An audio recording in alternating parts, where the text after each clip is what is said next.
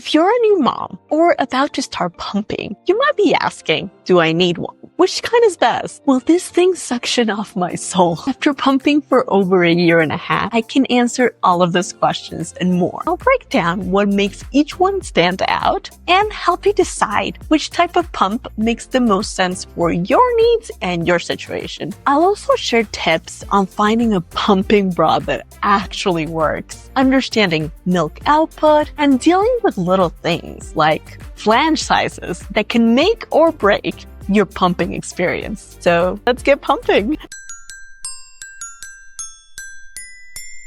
Let's start with wearable pumps. Breast pumps that you can tuck discreetly into your bra and wear hands-free as you walk around. They're quiet, subtle, and don't scream I'm pumping, though you might look like you got a bit of a chest boost. These pumps are typically the most expensive, but in the US, most insurance plans cover all or part of the cost, so definitely check with yours. This one that you see here is the Elvie Stride.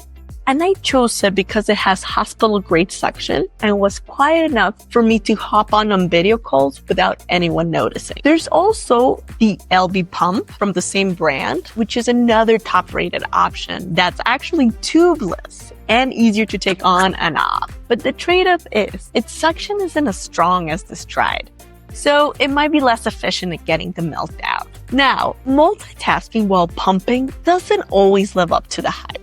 If you're bursting with milk, like first thing in the morning after a long stretch without pumping, or if you're an overproducer, these wearable pumps feel like magic. You might even be able to get some real multitasking done, like sending emails or making breakfast. But if you've recently breastfed or pumped and you strap one of these babies on while juggling stressful tasks, don't expect to see a lot of milk come out. For me, I got better results when I gave up the multitasking dream and did something calming instead, like meditating or favoring baby photos on my phone or the baby book. The Elvie Stride, though, has other super cool features that make it worth considering. It's a double pump, meaning you can be pumping both boobs at the same time or just one at a time. Since it's compact and sits closely to your body, you can pump them once while breastfeeding on the other. Something that I couldn't do with the Spectra S1 Plus, but we will talk about this one shortly. The Elvie also connects to an app that tracks your sessions and lets you log in how much milk you express, which is super helpful for spotting patterns. The app has step-by-step assembly tutorials, which, trust me, when you're like half asleep and don't know where parts go, it's super helpful. One tricky thing about wearable pumps, though, is the flange fit. So this is the flange, where it goes on your breast. Most pumps come with a standard 24 millimeters flange, but to my surprise, my nipples actually turned out to be 16 millimeters, so much smaller. I actually had to buy these silicone adapters to make the Elvie work properly for me. And with wearable pumps, a good fit is critical. If the flange isn't snug against your breast tissue, you won't get as much milk, and you risk milk getting into the tubes and damaging the motor of the pump. Those little adapters, though, they also add to the cost, but we'll talk more about accessories later. Moving on to portable electric pumps. These are motorized pumps that do the work for you at the push of a button. You still have the flanges and bottles sticking out, so it's clear that you're pumping, but you can shift them around, moving from the couch to the bed or anywhere in your home. My favorite here is the Spectra S1 Plus, and if I had to pick one pump out of all of these ones, it would be it. It's powerful, it's super comfortable, and rechargeable, which makes a huge difference when you're pumping multiple times a day. You can settle wherever you're more comfortable without worrying about outlets. Now, a quick breakdown of Spectra models, since it's one of the most top-rated brands. This is a Spectra S1 Plus. The S2 Plus is a cheaper version. It's a little smaller than this one, but it doesn't have a rechargeable battery, so you'll need to stay plugged in. On the other hand, the Spectra SG Portable is the fancy upgrade of this one. Sleeker, lighter, and lets you control suction independently for each breast. The catch? It's nearly double the price of the S1 Plus. So I think for most moms, the S1 Plus offers the best balance of features and value. Like most electric pumps, the Spectra S1 Plus has 2 modes. The letdown mode, this starts with a fast, light suction to mimic how your baby stimulates letdown. It typically lasts about 2 to 3 minutes before you need to switch to the expression mode. A slower, stronger suction to draw out milk efficiently. This phase usually takes 10 to 15 minutes, but it depends on your comfort and flow. Here's a quick tip. More suction does not equal more milk. So start at a lower setting and adjust to what feels comfortable. Your nipples will thank you. One feature I really appreciate was the built-in light. When I started building my milk stash at 4 a.m., this little light let me see what I was doing without blinding myself or waking up the rest of the house. Fun fact, prolactin, the hormone responsible for milk production, is at its peak between 2 and 5 a.m., which makes those early morning pumps incredibly productive. Now let's talk about flanges, because this is where the Spectra really shines. Unlike wearable pumps, the Spectra doesn't need to sit as snugly against your breast tissue to work effectively. I used the 28mm flanges that came with it, even though, as I mentioned before, my nipples are much smaller, and it works surprisingly well. With wearable pumps, if you put a flange on slightly wrong or don't assemble all the different parts perfectly, you might pump for 15 minutes and get no milk. In my experience, fewer mistakes happen with a non-wearable pump, since there's just fewer parts to deal with, as you can see. And it's easier to position everything correctly, even if you're in a hurry or half asleep. Lastly, while the Spectra S1 is technically a double pump, you can see here, there's a little thing to cover it. Using it to pump on one side while breastfeeding on the other isn't the most practical.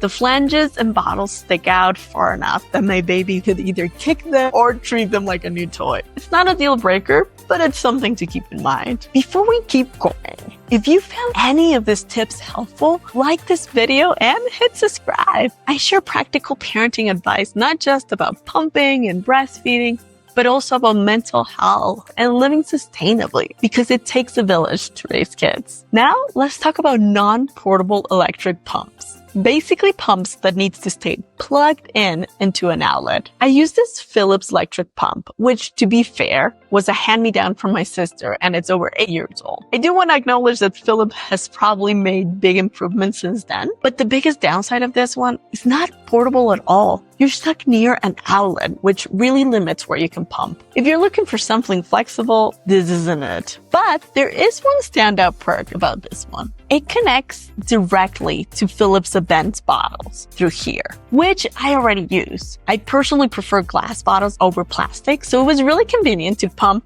directly into them here with the bottle. No milk transfer, no extra parts to clean. The catch? Glass bottles are heavy. So even though I will wear this breastfeeding bra to hold the pump in place, the weight of the bottles would pull so much that I ended up hand-holding the flanges anyway. So instead of getting a hands-free experience, I was stuck awkwardly holding everything in place, which kind of defeated the whole purpose. This brings me to bras, because having the right bra makes a huge difference when you're pumping. Depending on your pump, you might be able to use your existing bras, but it won't be the most comfortable. For non-wearable pumps, like these, you definitely need special bras with an opening for the flanges, right? But here's a great tip. I actually found a unicorn bra that works for all these types of pumps.